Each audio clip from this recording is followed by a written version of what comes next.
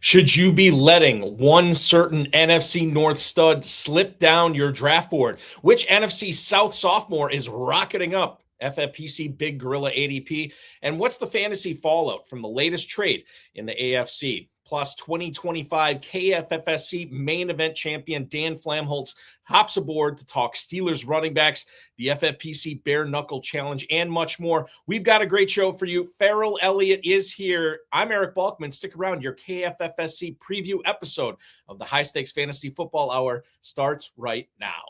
Stand the pressure. I've seen greater men than need a lesson. Broadcast live and heard around the world, you are now watching the most entertaining hour of radio on the planet.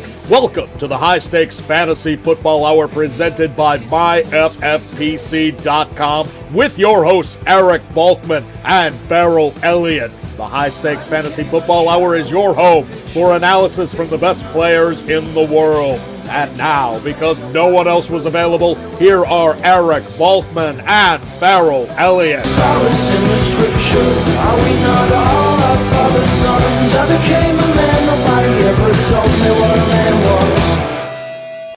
Thank you, Rob. Greetings and salutations to all of you Balkaholics and Ferrelliacs. Welcome into the latest episode of the High Stakes Fantasy Football Hour presented by myffpc.com, the Fantasy Football Players Championship. I'm, of course, your slightly above average host, Eric Balkman. My co-host is the definitive commissioner of fantasy football, Ferrell Elliott. By the way, you can follow me on X at Eric Balkman. You may know me from the RotoViz High Stakes Lowdown, the High Stakes Fantasy Football Hour Extra Rep Show, as well as the FFPC Insider Access Show on the Better Sports Network. Jam-packed show tonight. It is our annual Kentucky Fantasy Football State Championship episode. Don't forget that you can post on X at us there on that social network at HSFF. Check out the Kentucky Fantasy Football State Championship at KFFSC.com. We still have spots available there for you to join and play this year. Much more coming up on that. Post on our Facebook page at facebook.com/HSFF. You can also email the show at highstakesfantasyfootball@gmail.com. If you have any questions for us, now is the time to send them in. Thanks to our audio engineer and my best friend Bryce and our producer and mutual friend Rob. Want to tell you about the FFPC Big Gorilla. You know it, you love it. It is crushing right now, and people are having a blast. I think we had 4 drafts go off, 4 live drafts go off tonight at 9:00. That's what Bryce is telling me. So that's pretty awesome. And you can jump in the fun too as well and compete against those players and more. $1 million grand prize at stake. $150,000 for the runner-up. The championship round will pay 800 spots deep. It is a super deep payout. Only $350 to enter. $50 off each additional team that you register for. And don't forget our 7 Bananas promo is going on right now. That is going to come to a close probably in the next week or so. So if you have a streak going, congratulations, keep it going. And you will still keep getting you free teams. For more information on how to win free FFPC teams with the 7 Bananas promo in the Big Gorilla, go now and register or check it out, the rules, at myffpc.com. That is myffpc.com. The co-host of this show, the host of this upcoming weekend, and the host of last weekend in Northern Kentucky, as the Kentucky Fantasy Football State Championship satellite live events are flying all over the place. I'm excited to get there on Friday and draft a boatload of teams. The guy who's in charge of it all, who makes it happen, the man, the myth, the legend, Ferrell Elliott. Ferrell, good evening, sir. Good evening, sir. How are you? I'm doing good. I'm pumped for this weekend. You look good in that hat, man. You look good in that hat. And we have, we've got some people in the chat room, Balky, that they want breathtakingly lucid descriptions of your backup Green Bay running back, who may not be as much of a backup as we thought he might be. It's a great, I'll tell you something, Balky, a stat, if anybody ever asks you. You can get 39 draft boards in my Jeep, and I proved it twice. It's the glamour of the business that you love, Is that a new record, 39? No, that's just what it holds. I just was curious how much I could get in. Once you try to shoehorn in that 40th, no, number 40 isn't going. It's not going to happen. But it's a blast getting prepared for it. We've got a big weekend planned, and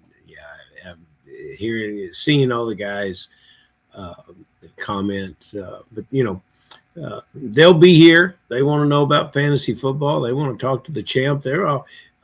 Jake Valich is throwing in some real tough questions for the champ. He wants to know things. He wants to know exact things. So this is going to be a good show.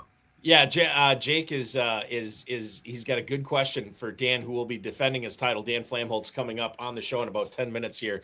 And he's got some good questions. And the chat does have, like Brent Studebaker has another good question, and we'll get to Brent's question shortly here tonight.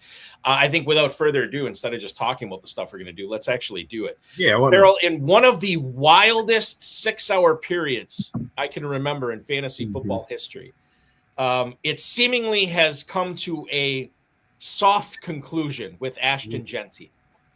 This was Sunday evenings, late Sunday afternoon, where we find out he has an injury, couldn't put weight on his knee. There was a prayer circle. They killed the music at Raiders practice. It was crazy, very scary. A lot of people assumed that Jeanty was out for the year, only to find out, and then obviously it adjusted naturally. Mike Washington became like a 5th or 6th round pick in Big Gorilla and Main Event contests.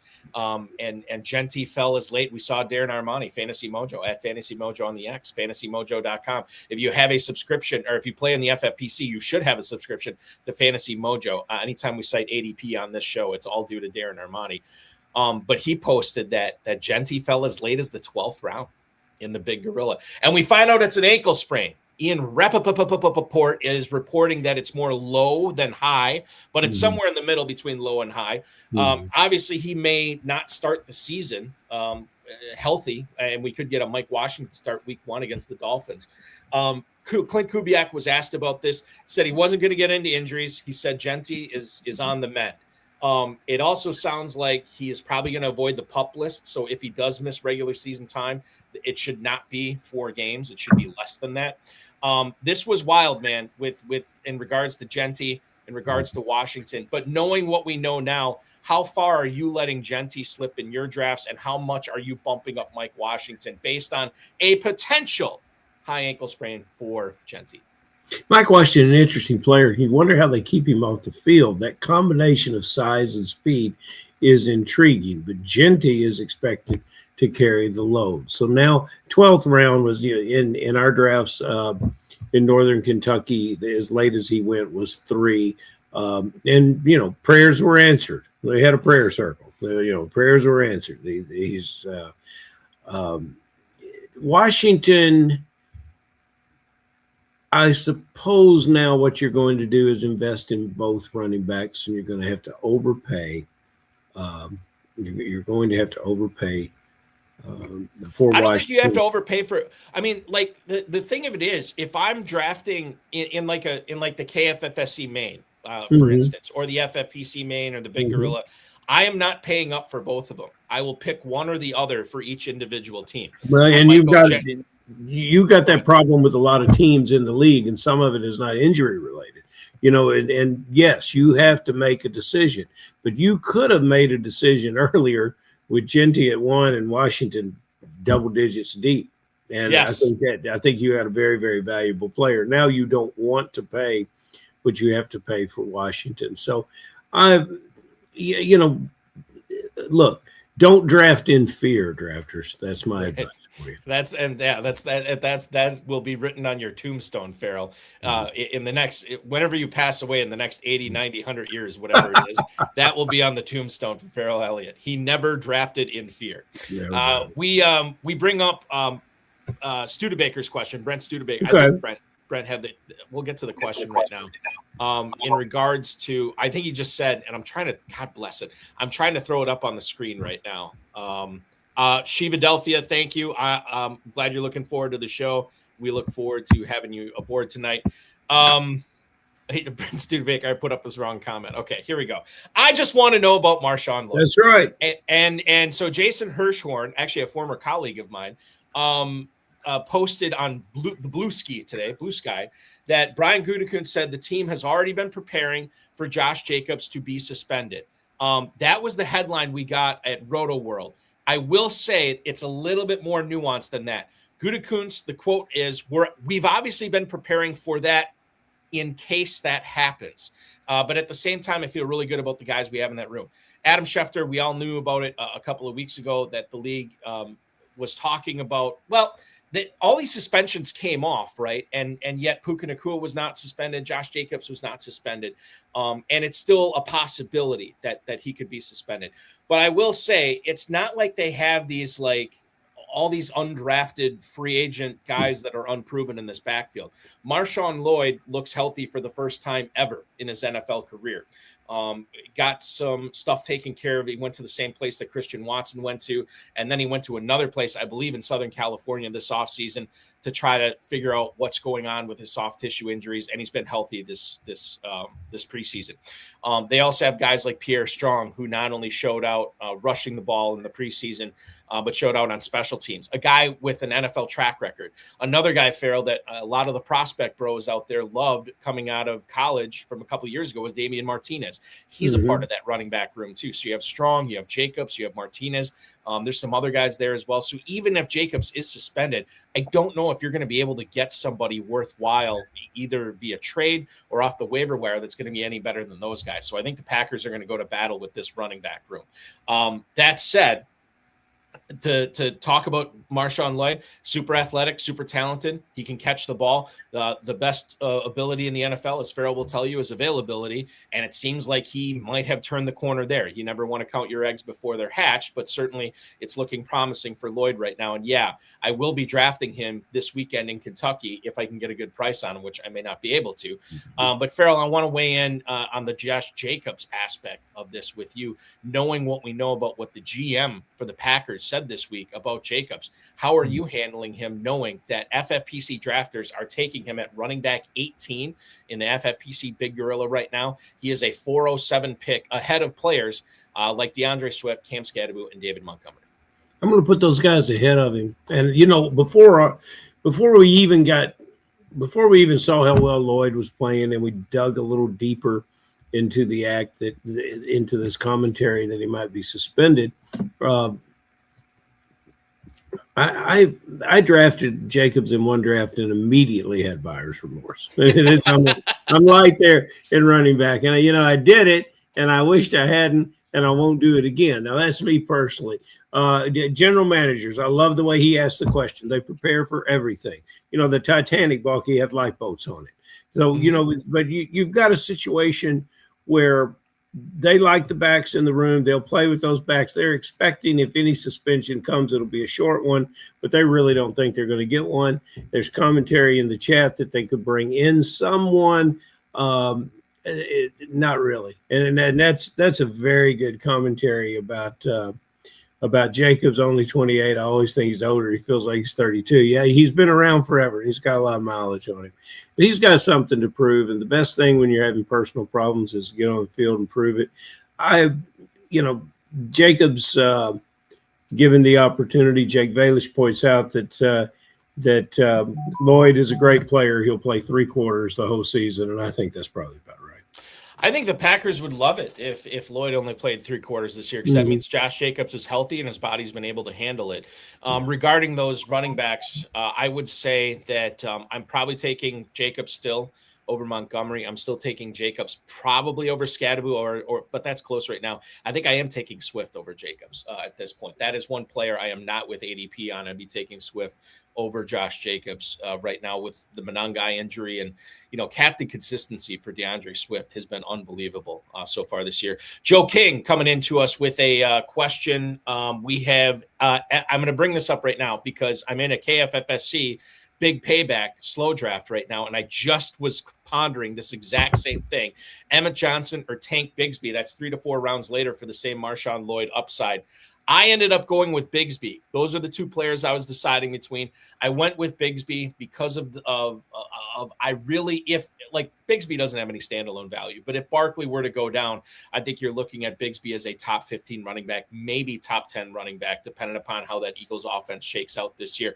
Emmett Johnson has certainly been coming on. We know Kenneth Walker is no stranger to the trainer's room. My concern with with Emmett Johnson is A, he's a rookie, and B, they have other guys there like Amari Emari DeMarcado is a guy that has always seemed to find his way into a pass catching role. And I don't really see that in Philly. So ultimately I went Bigsby. Ferrell, who would you rather have this year, Bigsby or the rookie Emmett Johnson? I think I will go Bigsby as well. But you know what I'm going to do, Balky? I'm going to draft so many high-end running backs. I'm going to be so heavy at running backs that when these guys show up to be drafted, I'm going to be drafting talented wide receivers who I can identify the skill set and clear use in the offense, a defined role that I think I can put my draft capital in. I want to bring in our guest tonight. Let's do it right now, because this is royalty we're talking to tonight, Ferrell, and it's very exciting. Anytime he's been on our show before, I think, and I'd have to go back and check, but I think we had him on the show a couple of years ago, and he said, "You know what? I'm going to give this Kentucky thing a try." Yeah, he did. Decided to play. So, and I've hung out with him a couple of times in Louisville. He and I always seem to find ourselves at that bar right outside Gordon Ramsay Steakhouse after all the drafting is done. And we figure we solve the world's problems after that. He's been solving fantasy football problems for years. He has won well over a dozen FFPC leagues, countless KFFSC leagues over the years. And last year, he outlasted every single competitor, yours truly included, in the KFFSC main event to win the coveted 2025 Kentucky Fantasy Football State Championship title. Please welcome in as the guest tonight on our annual KFFSC preview episode. It is the Hammer himself, Dan Flamholtz. Congratulations, champ, once again. How's it going tonight, dude? Doing well, thank you. Thank you for having me again, Balky and Ferrell. How you guys doing tonight? We're doing good. I'm just looking at the screen that you have up right now, Dan. Why are you the blue hammer tonight instead of just the hammer? This is weird. Yeah, I was doing a couple of drafts recently, and I saw a couple of other hammers with team names. So, I wanted to avoid any confusion differentiate or controversy. So. When I first joined the FFPC about 5-6 years ago, many of my team names started off as Blue Hammer, and I just converted it to Hammer along the, sometimes along the way. So I just went back to the original name and just stuck with the Blue Hammer, at least for some of my teams. I thought Balky and Hammer, I thought it was because you now own Kentucky. You decided to adopt the color of the state. Balky, when he first came here, he facilitated more drafts than he drafted. I told the Hammer, I said, you got to play. And you don't want to go to a swim party and watch everybody else in the pool. You've got to get in the pool. And so he came and he says, Ferrell, you were right. I should have played a little more. I should have bought more teams. So he comes back last year. He was a wish I had, Ferrell. He was a wish I had. And he comes back last year, and he had added one last team at the last minute to draft on Friday night at the Canton Division. And, Dan, I'll let you take the story from there. Yep, that was the team that allowed me to be fortunate enough to win the overall championship. Got real interesting that last Monday night game, as we talked about previously, the last time you had me on back in May, but it was worth the stress that last night. Well, and go ahead. And always grateful and fortunate to win, and thank goodness Nakua ended up being out of bounds on that final play of the fourth quarter, which potentially could have led to a field goal, which would have extended the game. And, Lee Oldenburg, I think, was breathing down my neck pretty hard. He had Bijan Robinson, and the fact that catch was ruled incomplete, so it wasn't a catch. The game ended, and, I escaped narrowly with the win. Every NFL game comes down to 2 or 3 plays. Every NFL season comes down to a dozen plays. It doesn't surprise me that you were in that situation on the Monday night. And I was very pleased with the outcome. We had 5 top finishers. All could have made excellent champions for us. And the delegates from the Sopranos, Stephen G's boys, Reddy and Carbone, came down here and won many divisions, won big paybacks. They also finished with 2 teams, I think, 6th and 8th. So there was just a lot of great play that from players that were making their first trip to Kentucky last year, and Hammer was making his second. Yeah, and it was it's always a lot of fun drafting Kentucky, and Dan, I'll let you weigh in on this too. But like my whole thing, and I'm kind of unique in this regard, but like I don't draft live drafts throughout the season. Like I'm busy with other stuff with FFPC and my like whatever. I can't really dedicate 2 hours or an hour and a half or whatever it is to do a live Kentucky draft. Ferrell is incredibly accommodating, and I've done 24 plus slow drafts with Kentucky this year. But the one thing I look forward to is actual live drafting coming up at Caesars. And then you go to the bar and you spend time with Dan. Do you ever go to your room? Do you ever spend any time in your room at all? I'm not there a whole lot because I like doing the early, like the sunrise at the Bourbon Turns drafts. I like getting up. I got work to do while I'm out there too. So it's very like I'm one of the last guys to go to bed, and I'm usually one of the first people up too. So I don't spend a whole lot of time there, but that's okay because I'm just having a blast out there. And Dan, like the thrill of drafting live in Kentucky against people that a lot of FFPC players who have come out over the last 10 or 15 years to Kentucky because they sort of look at it as like a prep ground to get ready for the main event out in Las Vegas. We've had a lot of high stakes drafters. A lot of the people we've had on this show are now and have been drafting in Kentucky, yourself included, Dan, which has been tremendous. And it's so much fun sitting down and rubbing shoulders with these people I've had on the show, with these people that have won all this money in Kentucky and FFPC, Dan. It's always quite a thrill every year. It is. And it's, not only is it a lot of talent from a draft perspective, but a lot of great personalities, great people, met a lot of, friends over the last 2 years that I keep in touch with throughout the year. You mentioned Jake Villek, Stuart Keene, Tom Herron, Chuck Root, just to name a few. Great guys, great people, and it's really a pleasure to be able to hold on to those relationships, not only at the Kentucky drafts during the weekend in late August, but really throughout the year to talk about fantasy football and, sometimes just life in general. Great people, great drafters, great competition. It's really a wonderful experience, and it's great to be a part of the high stakes fantasy community in that manner. Yeah. Speaking of Jake Villek right now, he is posting. He has a question here for you, Dan. What draft slot will you be targeting in Kentucky, and how much fab will you be willing to spend to secure that spot? He also said, please be as specific as possible.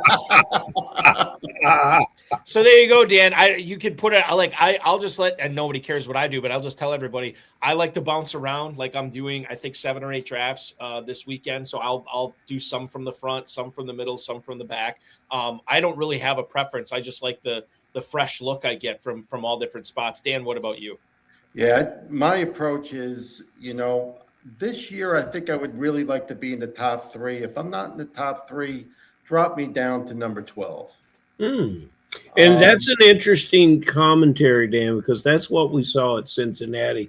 And for the people that are unaccustomed with this is how we decide where you're drafting. We don't assign you a draft spot for the live events. We gather in a circle and begin a live auction. You're using your fab money. It takes 5 to 10 minutes. If nobody wants to bid on a spot, we skip it and go to the next spot. What we experienced in Cincinnati was very active and very competitive bidding for the first 3 spots. And then spot number 4 was a non-starter. It was not, and many times we skipped a lot. We skipped many draft spots to get to the end with competition for 10, 11, 12. So it made it a lot of laughs, a lot of fun. It really loosens everyone up before the draft starts. And because, our thought has always been that we want you to come here and get the players that you want, not get assigned a draft spot. And it's a task to keep track of it all, and it's a task to do it. But it's worth it, I think. But Yeah, you and realize, go ahead, Dan. You realize that if you're in the league with Fozzie Dog, he always gets number 1 or number 12. So if I see him in the circle, I know I only have a really slight chance of getting number 12 because he'll spend $500 to get those 2 spots. Yeah, Fozzie may just spin out of that this year. You never know. He's got some new game. He's bringing new game. I'm relatively cheap with spending fab money on draft picks. I'd like to keep it for free agent acquisitions. So we'll see what happens. You know what's funny about Fozzie too? I think it was 2024. He owned the 11 and 12 spot, mostly the 12 spot, and he was spending, never less than $400 to get it. And I was kind of getting annoyed. I'm like, God, I'm never going to get a 12 spot here this whole weekend because I'm in every draft with Fozzie, and he's always getting it. And then last year I saw him going for like the 1 and the 2. And so like it just always seems like he wants to be, maybe it's like a glaucoma thing for him where he's got to be sitting as close to the draft board as possible, no matter what end it is, whether it's the 12 or the 1, he's just got to be that close to the draft board. I'm not sure, but it does add an element to a 3rd round reversal in KFFSC as well, which is another little wrinkle. So, and I'll just give this message to all the FFPC people that I'm responding to via email saying that they never get such and such pick and they always get the same pick or whatever. If you have a problem with that, Louisville is waiting for you, and you can pick your draft spot when you draft live at the KFFSC, however much you want to spend. And Dan, I'm with you. I normally I don't want to say I'm always cheap because sometimes I will spend up for a spot that I want, but most of the time I'm taking kind of whatever nobody else wants. Like David Hubbard always says, you can win from any spot on the board. Yes. And I'm like, great, I'll have this extra money in my fab. And you know what I do? I never do. I never spend all my fab. I have all this fab money. So now I'm thinking like I need to spend up more in Kentucky this year and just get these draft spots I want because I'm not going to spend the money anyway. So Balky, you got to spend that money. You got to spend that money on the last week. We go out there and have a South Spring. Exactly. Here we go. The first question tonight, Dan, and I know I've asked you a bunch already. Colson Loveland. I drafted him. You and I and Ferrell, actually, we were all at the Kentucky Super Sunday drafts for Super Bowl weekend in February. Mm-hmm. And I wasn't targeting Colson Loveland. I just seemed to be getting him in like, I don't know, probably 6 out of my 8 drafts or whatever that I did that weekend. Like, God, I got a lot of Loveland. And I was thinking about this over the course of the last couple of weeks, and I've been listening to people talk about it. He had an injury coming into the season, and it knocked him out for a good portion of the season. And then he dealt with a second injury. He had a shoulder, and I think the second one was a hip or something like that. He came on at the end of the year, finally healthy. But I think if you look at his production, it was mostly in this small sample size at the end of the 2025 season, and in games when the Bears were constantly trying to throw their way back into the game. I think about the 2 Packers games totally evident where they get down to Green Bay and then they throw. Loveland is catching in a lot of these games. And then he ends up having a fantastic performance. I'm wondering what the level of concern FFPC players should have with a player like Loveland who had an end of the season like that, where we want to be aware of recency bias and how that could be affecting us. And yet at the same time, you think about the draft capital. This is not like a top 15 or a top 20 tight end. This is a top 3 tight end that you have to invest in to get him this year. And I'm wondering what the advice you would give for people who are considering drafting Loveland, not only in the FFPC early, but the KFFSC as well. Yeah. My advice is don't be concerned. He averaged don't draft in fear. He averaged 12 targets over the last 4 games, 2 of them being playoff games. So it just shows you the confidence that the coaching staff and the team has in Colson Loveland to be a major contributor. He's very talented, can run the full route tree, can get downfield. And let's just extrapolate an average of 12 targets a game over a 17-week schedule. That's over 200 targets. And I think we would all agree that 200 targets really isn't practical, right? But let's be conservative and shave off about 4 targets a game, right? So that brings you, let's say 8, if you want to give him another target, 9 targets. So you're up around 140 to 150 targets over the course of a 17-game season. If you take the average conversion rate for tight ends of targets, it's right around 65%. So let's give Colston Loveland a few more percentage points because he's an elite player. And let's also hope, Caleb Williams improves his accuracy with another year in the Bears offensive system. So let's say the conversion rate of Colston Loveland's targets is around 70%. So right there, you're talking about 95 to 100 catches. Sure. It's insane. Right? So I'm willing to take Colston Loveland, and I did during the Big Gorilla draft that you broadcasted live on July 10th. I took him at 2.3. And I think if you take him at 2.3, there's still room for upside because I feel at this time next year, we'll be talking about Loveland as a mid to late first round pick.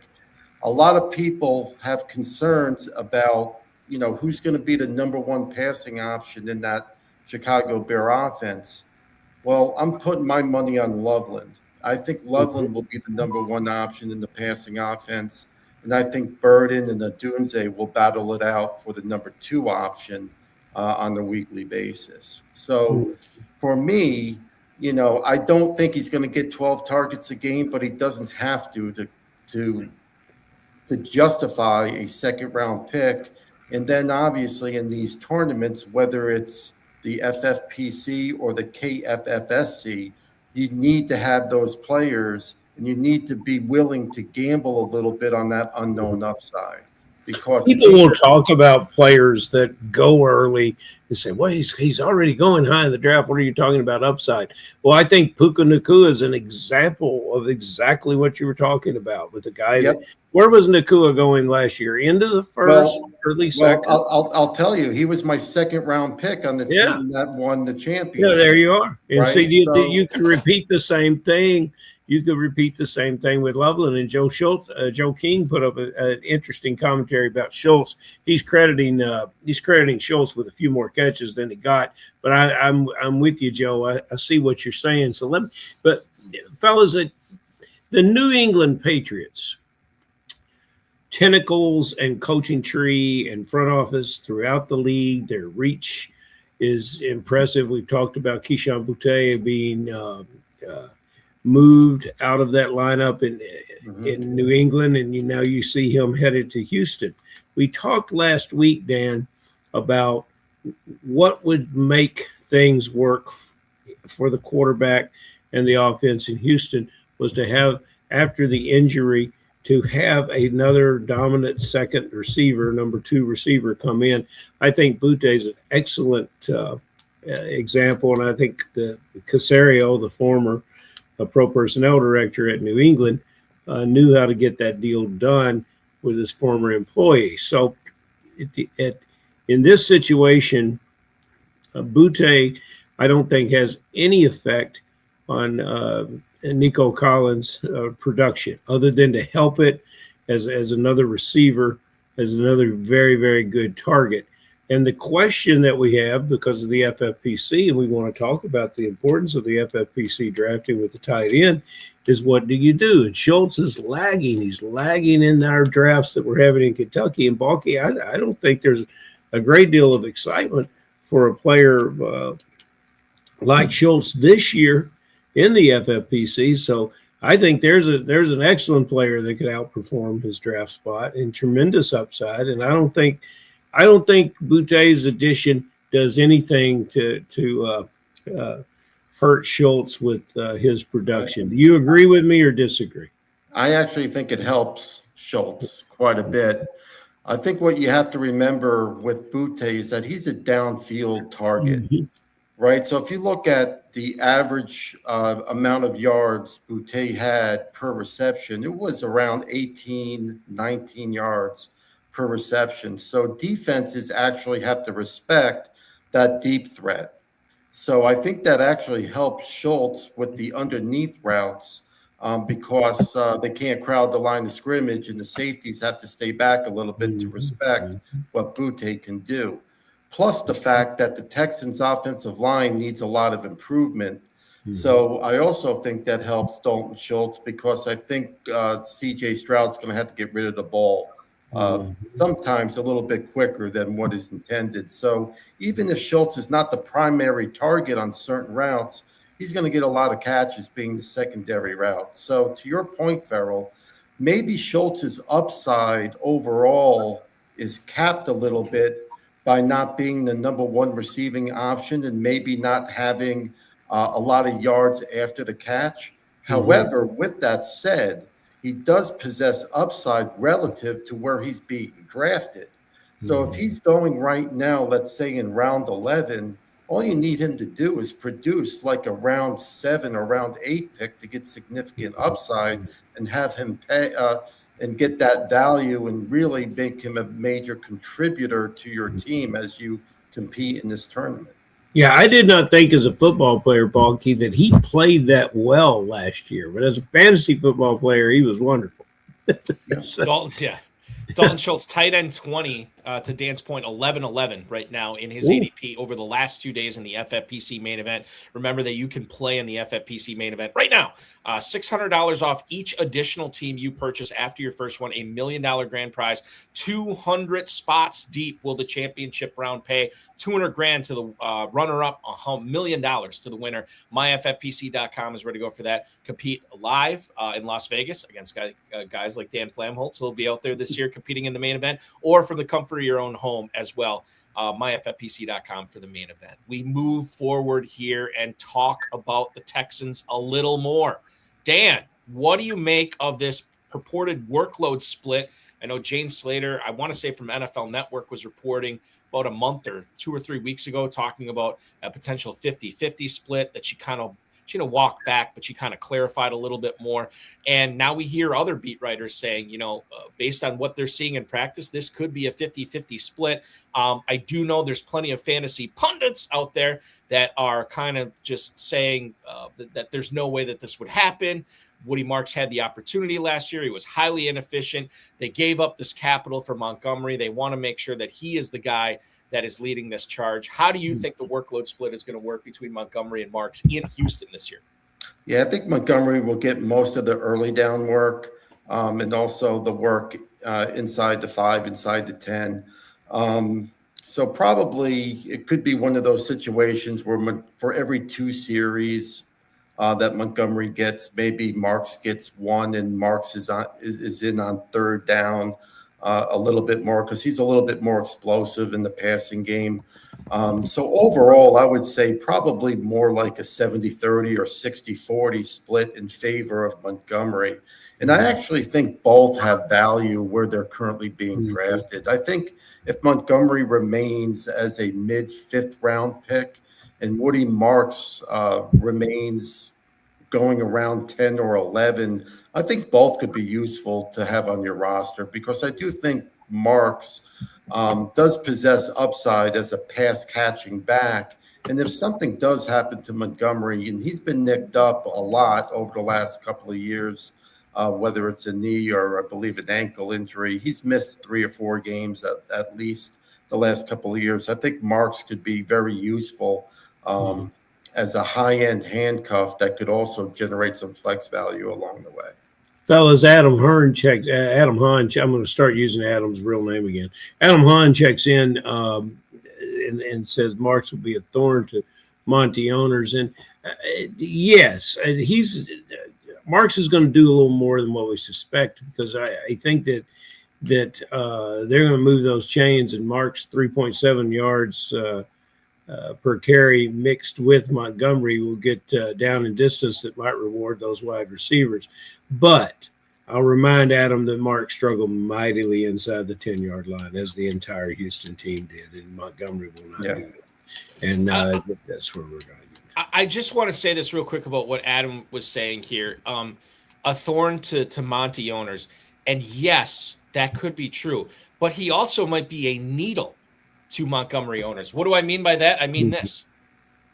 The needle of the medicine that Woody Marks is injecting into David Montgomery owners. That yes, you're not getting the full Monty as throughout the season because of Marks, right? But Marks working it and taking away that little bit of volume from Montgomery might be what keeps Montgomery healthy all season and into the fantasy playoffs and maybe help you winning $1 million. So yeah, quality over quantity. Right, exactly. What in the world, Dan, is the quantity of carries going to be for the Pittsburgh running backs? I think I've made up my mind, but I want to hear what you think. The difference between Warren and Dowdle. Is there a difference? Is it a true 50-50 split?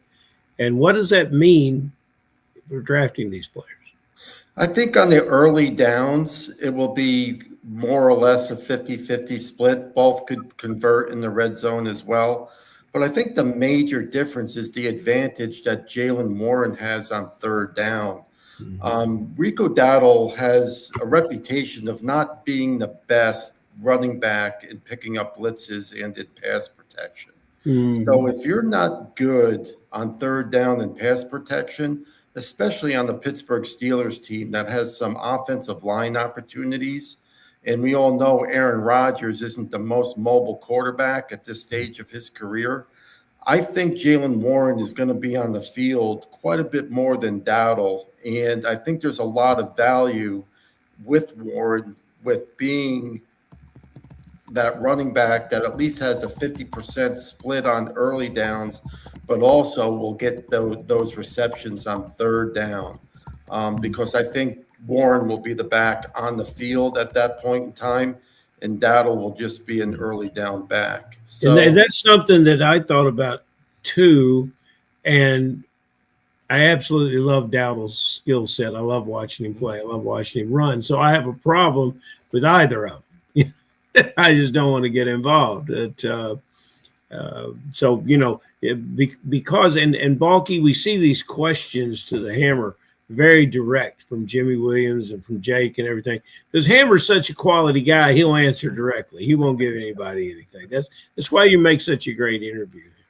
But here's the thing. When you talk about Warren and Dowdle, I think Warren is more or less going in the late sixth round, and Dowdle is going in the mid seventh round, I believe. Yeah, there's only a half a round difference, but for me, the true upside player is Jaylen Warren, because not only could he match Dowdle's carries on the early downs, but I really truly believe the upside with Warren being the third down back, you kind of get the best of both worlds with Warren.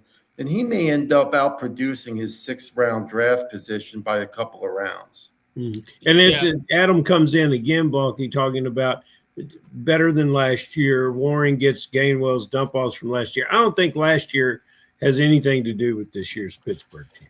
I will say this. They got the same quarterback, a quarterback who I believe 57 years old, Aaron Rodgers right now. That is a guy who does not want to get hit, and that is a guy who cannot run out of trouble. So I think, while the team is different, you're right, Ferrell. I will say that those dump-off opportunities, specifically that aspect of the offense, I think is going to be back this year. And I think Warren now I know that there's been reports that Dowdle's working in and Warren's a pass catcher, and good on him for sure. But I've been drafting a lot of Warren so far this year. Lee Snyder just said you should draft Pittman. Somebody beat me to it, Balky. Yeah, Pittman's opens up a lot of opportunity. Absolutely, yeah. Somebody beat me to it in the show. It can't all be Pittman, which will be one of my team names. No, it can't all be Pittman. The Baby Gorilla ADP for the Pittsburgh Steelers guys is not far off from what Dan was saying to us earlier. You're looking at Jaylen Warren at the 6'10". You're looking at Rico Dowdle at the 7'06". If you want to take advantage of those ADPs in the Baby Gorilla, and you always want to play high stakes fantasy football, never been able to before because of the barrier to entry, it's $125 to play in the Baby Gorilla, and I still have a $100,000 grand prize in there. MyFFPC.com is where to go. Same exact format as the Big Gorilla. Manage leagues, placing waiver bids, setting your lineups. MyFFPC.com. Join the inaugural Baby Gorilla today and take your shot at a six-figure grand prize. We continue our discussion of these muddy backfields, which we know, if you are taking pieces out of these nebulous backfields, it has turned into fantasy success before. And you could see some fantasy success from the Jacksonville backfield right now. I want to specifically ask you about Chris Rodriguez, Dan. When I look at the ADP Rodriguez is basically right on that borderline, halfway through the Big Gorilla ends. 10-12 is his ADP right now, in the early 40s for running backs. And you think about how high Bashal Tutin's been going, especially in the wake of this LaQuint Allen injury. Do you think FFPC players are underrating Chris Rodriguez in Jacksonville? I do. I think he's being underrated, but I also think that Bashal Tutin is being drafted appropriately as well. I just don't think Chris Rodriguez and Tutin should be that far apart. I think Rodriguez should be more or less kind of like a 7th or 8th round pick versus going in round 10. I do think Rodriguez has limitations as being a pass catching running back, right? He's more of a bigger back, between the tackles runner, but throughout his career, he has averaged pretty close to 5 yards a carry, right? And then him being familiar with the head coach, Liam Cohen, I do think that Rodriguez is going to factor into the Jaguars offense. And if Tutin truly is just one of those running backs that does well between the 20s and Rodriguez gets the goal line carries, that certainly will cap Tutin's upside. But again, if Tutin is going in round 5 and late in round 5, like he has in recent drafts, he could still get enough yardage and pass catching and, some touchdowns to justify that round's pick. But I also think Rodriguez is going a little bit too late. Good for Rodriguez. Oh, guys, let's stay with the same team, but let's quit talking about running backs. I got to talk about receivers. Parker Washington has not necessarily blown up the FFPC drafted boards. I've always thought he was a value this year. Balky can tell us where Darren Armani has him with the mojo, but I thought 6th or 7th round was a great spot to grab Parker Washington. Earlier, we were getting him later. But in Kentucky, where we start 3 wide receivers in our drafts this year, he was regularly going in the middle of the 4th round in our drafts from this past Sunday. I'm more excited to see this player produce than I am a lot of players this year. And Jacksonville has many good things going on, especially at the quarterback position. Dan, do you agree with me that Parker Washington is a value in the KFFSC at the 4th round, and I'm sure he's a value in the FFPC at anything later? Absolutely. I'm a big Parker Washington fan. As a matter of fact, when you had me on back in May, I mentioned that at this time next year, I think Parker Washington will be discussed as a 2nd or 3rd round pick versus an FFPC. I believe he's creeping up now into the latter part of round 5. Mid-round 5, Dan. Mid-round 5. Mid-round 5. Okay. And then when you had me on in May, he was like mid-round 7. Right. Right. So that's why you draft early, Dan. Good man. Get in that's there. Right. So he is creeping up. But to me, I think he's still a great value, because if you're getting him, in the middle of round 5 in FFPC drafts, and you think that next year he could be a 2nd or 3rd round pick, that's a lot of upside in those early rounds that he could really, deliver for you. And, the reason why I'm really high on Parker Washington is because even though it's a small sample size, he did show what he's capable of. He has great chemistry with Trevor Lawrence, and if he continues to play that slot role, similar to what Chris Godwin did in Tampa under Liam Cohen, he's going to be a target monster. He might end up with 90 to 100 catches this year. And I don't see Brian Thomas or Jacoby Myers as a threat to Parker Washington. Again, I view Parker Washington as the wide receiver 1 in that offense, and I think Brian Thomas and Jacoby Myers might have some spike weeks here and there, but from a consistency standpoint, I think Parker Washington will get the majority of targets and will be a factor in that offense every week.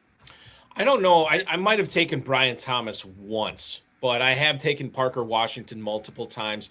I've taken Jacoby Myers multiple times when I was just trying to get pieces of this Jacksonville offense. But I think Parker Washington is where it's at. And the reports that we've been getting out of Jacksonville and what we've seen, it's been very, very bullish on Parker Washington. Well, Chuck Root messaged me 3 days ago, and he told me he's taking Parker Washington in round 2 just so I can't get him. Former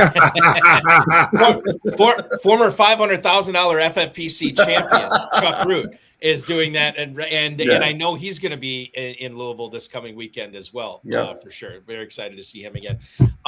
Parker Washington in the Big Gorilla, which is a managed league, 507 for his ADP, in the best ball tournament for the FFPC. Dan, that is where he is going, basically at that 5-6 turn right next to Christian Watson, which I think is because when I don't know if you're going to necessarily see spike weeks from Washington. I guess you could, but the attraction with Washington out of all those other Jacksonville receivers is the consistency, which you may not need in the best ball tournament. So you could actually join the best ball tournament in the FFPC and fade Washington and go with some of these other spike week guys. And why wouldn't you play in the FFPC best ball tournament this year?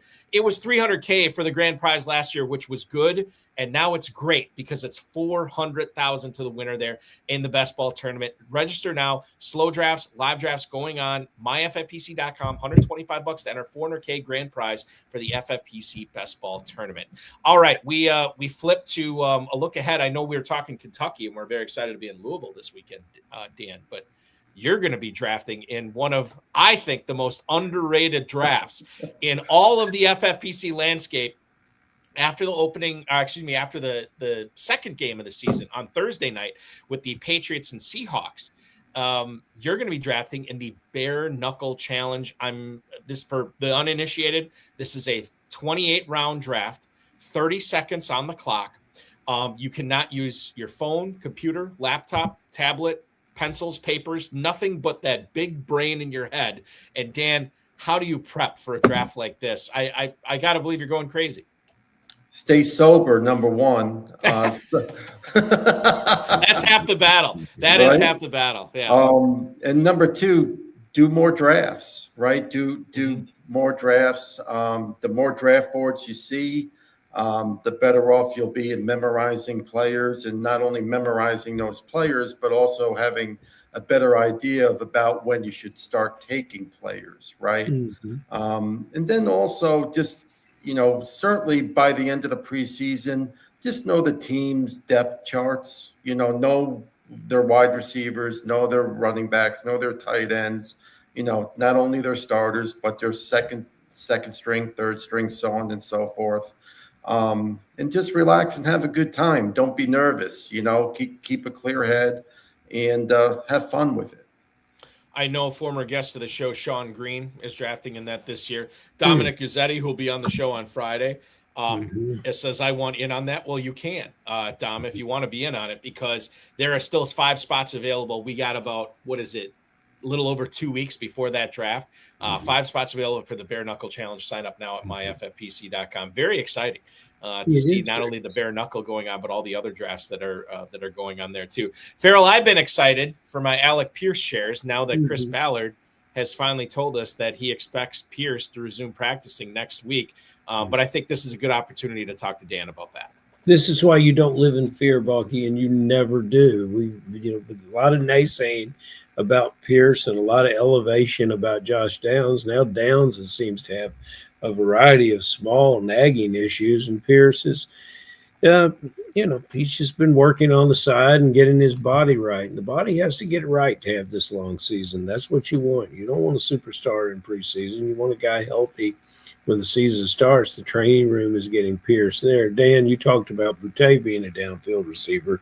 Pierce, separation, runs after the catch, wins the 50-50 ball, runs a superior route tree. Now he gets his quarterback, which was commentary of bad health last year and throughout the offseason. His quarterback looks good in training camp. What are you going to do with Pierce, Dan? And for Jake's sake, tell us exactly where you're going to draft him. Well, I do like Alec Pierce. I like where he's going right now. I think right now he's going around round 9 because of the injury. I think earlier, before the injury and before the surgery, he was right around round 6 or 7. Mm-hmm. I'm going to say he's probably going to move back up to round 6 or 7. But there's a couple of things to figure out here, right? So earlier, when he was going in round 6 or 7, Keenan Allen was not on the roster, right? But stop doing the 6-7, Dan. We don't want to have to do it, but every time you say 6 or 7, Ferrell and I are contractually obligated to do this. Go ahead. I'm sorry. Because we might have a 6-year-old watching somewhere that's the only part of the public that enjoys that. All right, 6-7. No, we got to do it again. It's like we got to do it again. It's so funny because I 6 or 7 months ago, I was doing it in front of my kids, and my son, who's going to become a teenager in a few weeks when we're out in Las Vegas, he said, "Dad, nobody does that anymore." I'm like, you know what? The fact that nobody's doing it anymore, I'm bringing it back. Makes it cool. It's like the Macarena. I'm bringing it back. I'm bringing it all back. Too legit to quit. Go ahead, Dan. I'm sorry. So I think a couple of things with Alec Pierce. One, you have to have confidence that he's going to be fully recovered from his injury to use that type of draft capital. If he's being drafted in round 6 or 7, thank you. And so not only do you have to take a chance that he's going to deliver on that draft position, you have to consider the players that are going in that range as well, like a Devontae Adams, a Rome Odunze, a Jadarian Price, perhaps. And so you're weighing and asking yourself, are you willing to take a chance on Pierce's upside coming back from an injury, or would you rather have the upside of the other players going around him? And for me, I think round 6 would be a little bit too rich. However, if he continues to slide to round 7, 8, or 9, I'll certainly consider him there. So I'm not completely out on Pierce, but I do think you got to draw the line somewhere on him. In that KFFSC big payback slow draft that I'm in right now, I had 4 receivers at this point in the draft, and I ended up taking Alec Pierce. Again, this is Kentucky, so it's a little bit different. At the 9-10 as my number 5 receiver, and I was pretty pumped to get him there. I feel like he's going to be a player that we are fine fading right now, and then when it comes to be like early October, like, God, why the heck did we not draft this guy earlier? So bulky. Yeah. Would you have considered him in round 6 or round 7? Dan, like you're killing me with this right now. No, and here's the thing. Here's how I know I didn't consider him there, because in round 6, when I only had 3 receivers on this roster, I took Marvin Harrison for the first time all season, and I didn't want to take him. So, and I definitely like Alec Pierce a lot more. So I knew I was not considering Pierce in round 6 when I took Harrison there, who I don't like all that much. Okay, we are running up against it, but we still have some emails to get to here tonight. And the first one I have for you, Dan, is on my screen somewhere. Yes, Chad in Harrisburg, PA. How do you think the Laramie Tunsil injury is going to affect Jaden Daniels' stats this year? Thank you, Chad. Appreciate the email. And Dan, this is interesting too, because, Tunsil was such a good blocker. You knew he was going to keep Daniels upright, but then you look at the flip side of things. Oh, maybe this makes Daniels scramble and run more this year because he won't have the protection of Tunsil. I don't know, different ways to looking at it. When you found out about Tunsil, how did that change the way you were drafting Jaden Daniels? It didn't really change all that much. I think the Commanders, I almost said Redskins, but I think the Commanders will have enough time to fill the gap there. And if nothing else, there'll be a lot less holding penalties, because Tunsil usually leads the league in holding penalties. So it'll be all right. One more email here we have from Leon in Southfield, Michigan. Leon writes, hey, Dan, even though I'm with Balky, on the regression monster coming for Matthew Stafford. I still feel like he's going at a spot that makes sense. How much of him have you drafted this season? Congrats on the big win again. That is Leon, in Southfield, Michigan. And I will bring this up. I haven't brought this up at all last show. Matthew Stafford going super late. I think he's like wide receiver, or beg your pardon, like quarterback 14 or so right now. But it's super late in single quarterback formats. And if you think that Stafford is not getting his just due and he should be drafted earlier, why don't you join the Superflex Best Ball Tournament, the largest Superflex Best Ball Tournament out there, available at myffpc.com, where he is a mid-4th round pick. That's right. That's not a misprint. That's not a typo. Wide receiver quarterback 16, beg your pardon, in the mid-4th round to get Stafford. $35 to enter, $100,000 grand prize. Set it and forget it. Already approaching 90% capacity on this tournament, so get in now before you miss out. myffpc.com, the Superflex Best Ball Tournament is where that is going on. But what do you think about Stafford? This is a case, Dan, I think, of FFPC, KFFSC, just high-stakes players in general getting sharper and knowing that, yeah, there probably is regression coming for the dude who was MVP last year, right? Yes. Yep. One MVP, and he's being drafted outside the top 12 quarterbacks. This would never have been the case 10 or 15 years ago. He'd be a top 5 quarterback drafted. Now we see him slip. Are you still on board at the still higher than where he was going in 25, but maybe much lower than where we were expecting him to go, Dan?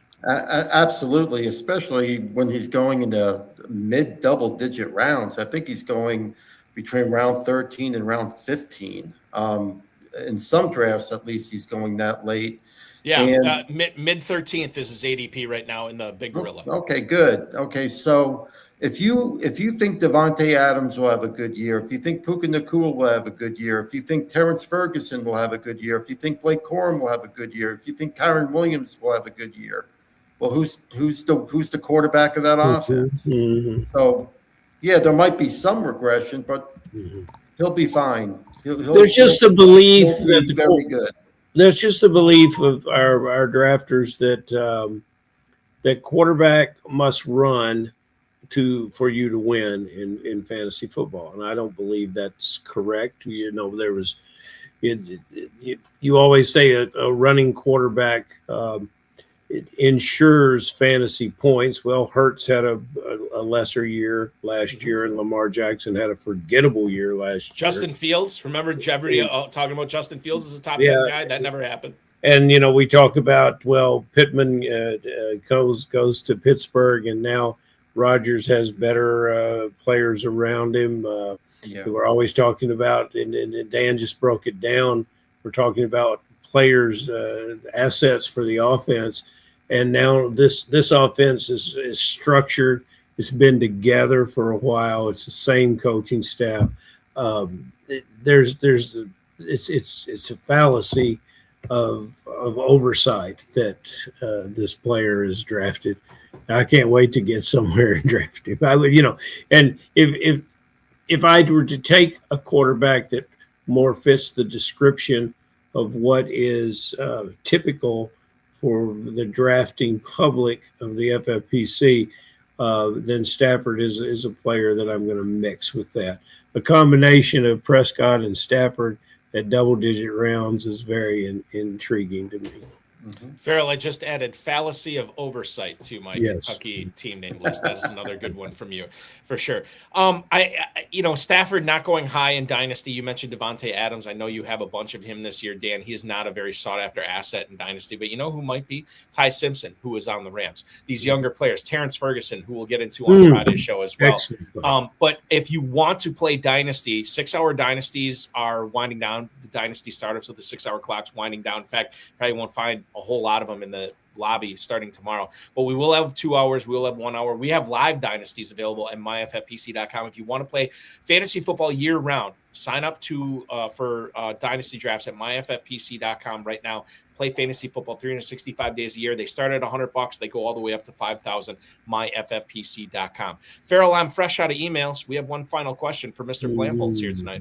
That's how we always finish up. And we've reviewed so many players.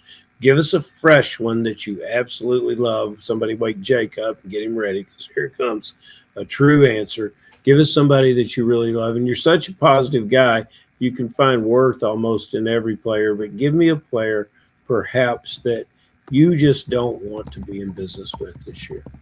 I don't want to be in business with. You do not want to be in business. Okay. With. See, Balky, he can't even conceive. There's a couple. One is T. Higgins, and it's not necessarily anything against T. Higgins, the player. I think he's a very good NFL player, but generally, when it comes to wide receivers, I look for the ones that are consistent volume players, right? And T. Higgins, for me, has too many down weeks. So the consistency of his scoring is a little bit of a concern for me. And right now, he's going in the 4th round around other players that I just prefer to draft. Zay Flowers, perhaps, Garrett Wilson, just to name a couple of running backs like Cam Scatterbo. What about Jalen Waddle or Egbuka? I like Waddle. I like his potential in the Denver Broncos offense. Bo Nix, I believe he had the most pass attempts last year. Mm-hmm. So those targets are going to have to go somewhere. And I think Waddle, they brought him in for a reason. They gave up a lot to get him. So I think the upside with Waddle is quite high. I think Egbuka, the upside is also quite high. I'm just a little bit concerned about his turf toe injury. Me too. And we'll see how that all shakes out. But T. Higgins is one of those guys. And, you asked about for me to choose a player that a lot of people are high on. So I know I'm going to get a lot of disagreement there, but for me, I just want more consistency out of the wide receiver position. Yeah, and I get that. I mean, like Higgins is a player. Like I'm, you draft him, and you're just like you're opening yourself up. I'm ready to be hurt again because you know how many games he has missed, and I get it. And I'm not super heavy in on him, and he is going in a spot to your point, Dan, where there's other players that I have been drafting. Sometimes in lieu of Higgins, McConkey, Egbuka, Garrett Wilson, who you mentioned as well, and certainly Zay Flowers and Tyrell McMillan creeping up there as well. Now, if you would slide to round 6 or 7, it would be a different story. Yeah, totally. Right? There's nobody I would not take in round 6 or 7. God, the 6 or 7 show episode tonight. I'm gonna have to rename the title for YouTube here. Dan, these are players you don't want to be in business with. To ask the other part of Ferrell's question, who's a player you're trying to get everywhere? So I mentioned there's other players around T. Higgins that I would rather draft, and one of them is Garrett Wilson. I think if Garrett Wilson stays healthy, he could be he could potentially catch 100 balls this year. Mm-hmm. He's definitely the clear wide receiver 1 in the Jets offense. And say what you want about Geno Smith, but he is getting an upgrade at quarterback. And I think that Jet offense could surprise some people and be a lot better than what a lot of people are thinking. The worst thing for Breece Hall, the worst thing for Garrett Wilson would be a Geno Smith injury this year.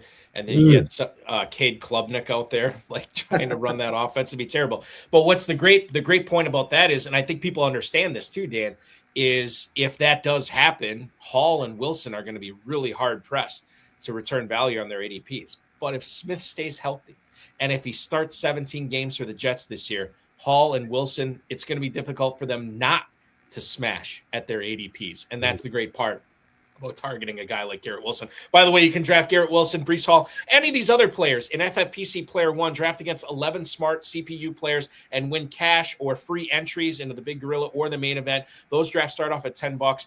They fill instantly. Once you register, you're drafting right away. You don't have to wait around for 11 other players. FFPC Player One. I'm going to say this again. A lot of people were very skeptical about this. I encourage them to try one draft. Some of them are just it's not for me. And others will be like, I'm like 3 dozen drafts in. This is great. So try it out for $10, myffpc.com. Dan, this is a lot of fun. This has been a lot of fun tonight. I know I kept you a little bit longer. We kept you a little bit longer, but anytime we have you on, you always bring the insight. You always bring the real, and we appreciate that.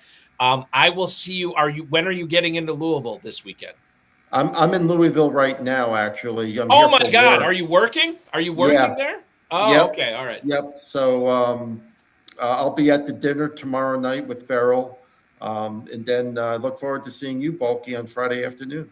Yes, I'm drafting at 1:00, as long as my Uber gets me there in time. And if not, Ferrell and I have a fail-safe in place. But I'm drafting right away on Friday. It's going to be a lot of fun. Can't wait to hang out with you, talk shop. I can wait to draft against you because that has not usually turned out very well for me. But I look forward to hanging out with you and talking. It's always a good time talking with you on the show. Thank you so much tonight, Dan, for giving us your time. Congratulations on your 2025 championship. And most importantly, good luck in becoming the first ever Ferrell back-to-back KFFSC main event champion. J.A. Carey and Mike Fox did it in 2013 and 2014.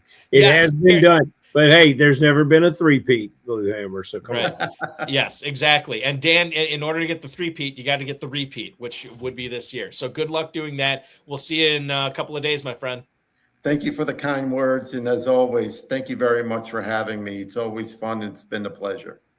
You're the man. Thank you, Dan. Appreciate that. The Blue Hammer, the 2025 KFFSC main event champion, Dan Flamholtz, going for a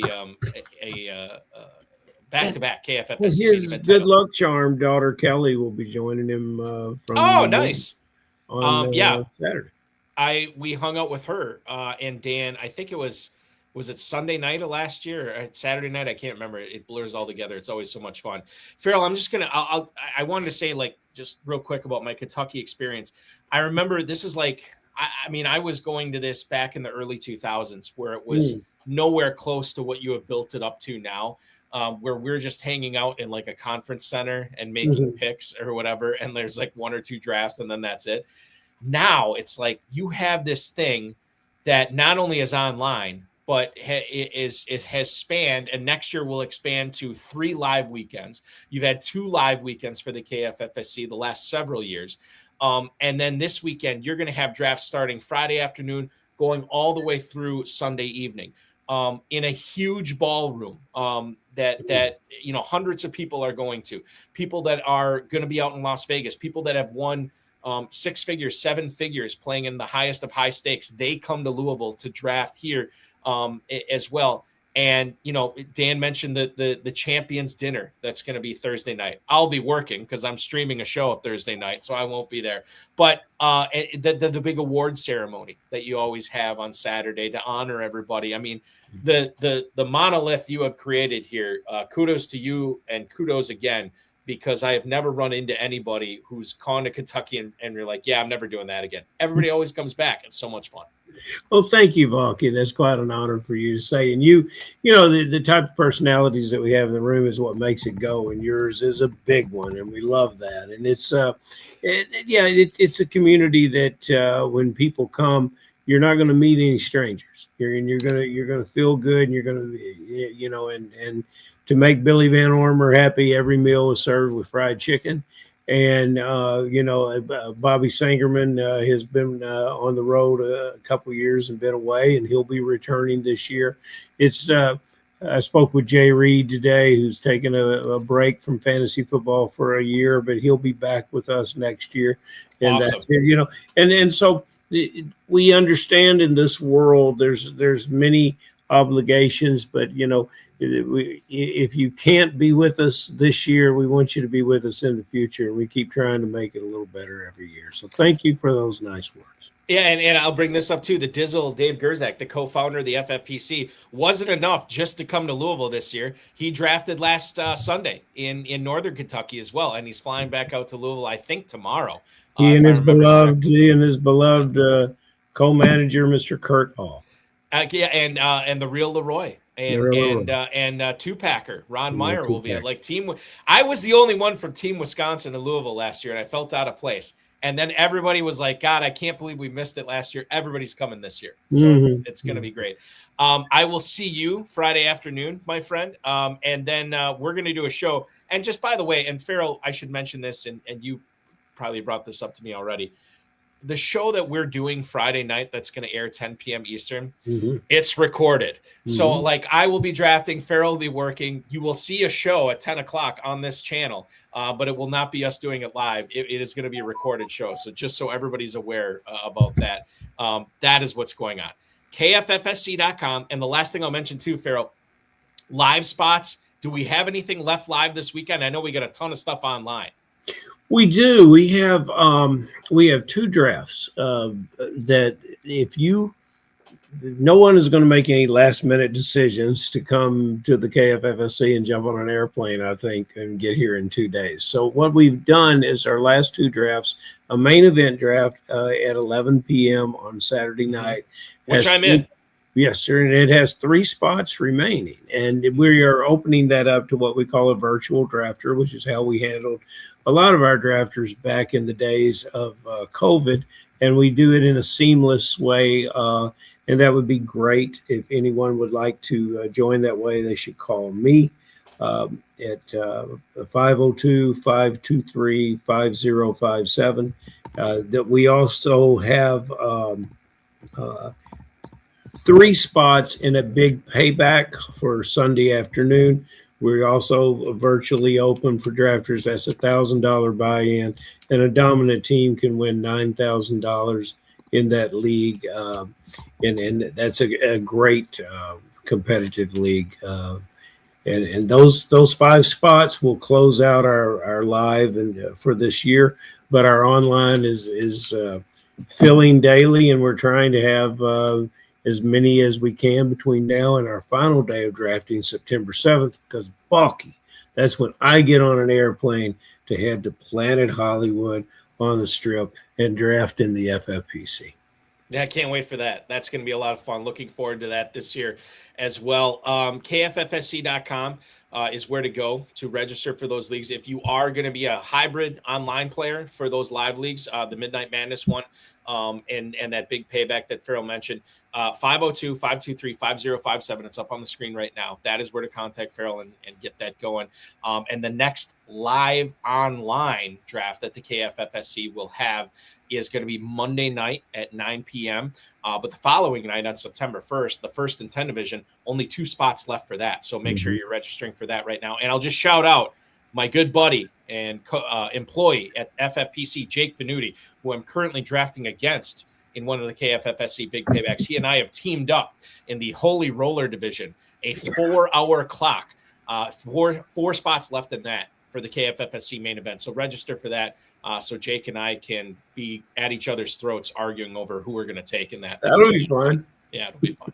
Ferrell, it's going to be fun seeing you Friday, man. Take care. We'll talk with you soon. That is Ferrell Elliott, ladies and gentlemen, the definitive commissioner of fantasy football in this extended KFFSC preview episode of the High Stakes Fantasy Football Hour. The last thing I'll mention is chop leagues over at FFPC. They start off at $35. They go up from there. Just the object of it, don't be the lowest scoring team in your league on any given week, and you will win your league. That's it. You never have to be the high score. You don't have to be the medium score. Just don't be the low score, and you can avoid that chop in FFPC chop leagues. Again, myffpc.com is where to go for that. Those have live and slow drafts filling up. myffpc.com. Remember to like this video, subscribe to the channel, comment on the video, share it with your friends, share it with your enemies, and get notified each and every time we go live. I want to thank Dan Flamholtz, Ferrell Elliott, the FFPC, Rob Bryson, and of course, each and every one of you. We were toying with the idea of doing a show next week. The Dizzle kind of shut me down on that. He said, we're going to be too busy. I need you running interference and taking care of FFPC players. So the next live HSFF hour will not be, brace yourselves, until Wednesday, September 16th. Basically, 3 weeks from now is our next live episode. So we will not be doing a live show until then. However, we will have you covered. Extra Reps will air this Friday at 10 p.m. Eastern time with myself, Ferrell, and Dominic Guzzetti, the former FFPC and KFFSC league champions in the chat earlier tonight. You could watch him live. He was actually on the KFFSC preview episode last year. And we look forward to having him on Extra Reps at 10 p.m. this Friday.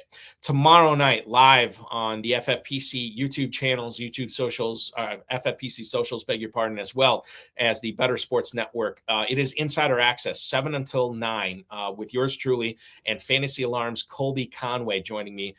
That's going to be a lot of fun. And I believe that is the final Insider Access that we're going to have until September 17th. Yeah, no, that's not accurate. Yeah, it is accurate. September 17th will be the next Insider Access episode. So that show also takes a 2-week hiatus, and we'll be back on September 17th. Extra episode with Dom on Friday. And then, of course, in case you missed live FFPC Big Gorilla draft coverage with the Three Goombas and Fantasy Alarms Andrew Cooper last night, check that out at the FFPC YouTube channel or any of the socials. That was a lot of fun. Actually, I watched that one. It was great. I was hanging out in the chat watching those guys. And they did a great job. So check that out. myffpc.com is where to register for the Big Gorilla. You can watch it on any of the FFPC socials. That is going to do it for our show. For Dan Flamholtz, for Ferrell Elliott, I'm Eric Balkman. And as our friend Vince Staffolino reminds us, you are officially over the hump now.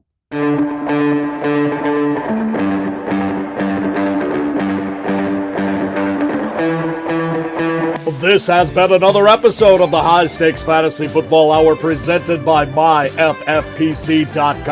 It was broadcast live and was watched around the world. Balky and Ferrell will be back next week with more analysis, more interviews, and more advice from guests much smarter than they are. Thanks for watching, and we'll talk with you again next week.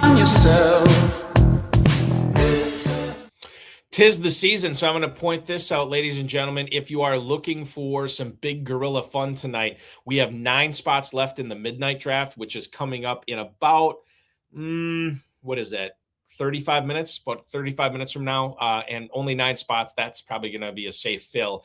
And then in case you missed that one, we just added a 12:30 a.m. Big Gorilla draft tonight as well. So check that out, myffpc.com. And if you don't want to do a Big Gorilla, we have Best Ball Tournament and Superflex Best Ball Tournament as well filling up tonight. The drafts go as late as 1 a.m. I'm talking to you West Coasters. Thanks so much for watching, everybody. We'll talk to you on Friday night with extra reps, and we'll see you hopefully in Louisville this weekend. It's going to be a blast. Hopefully you can join us. Thanks for watching, everybody.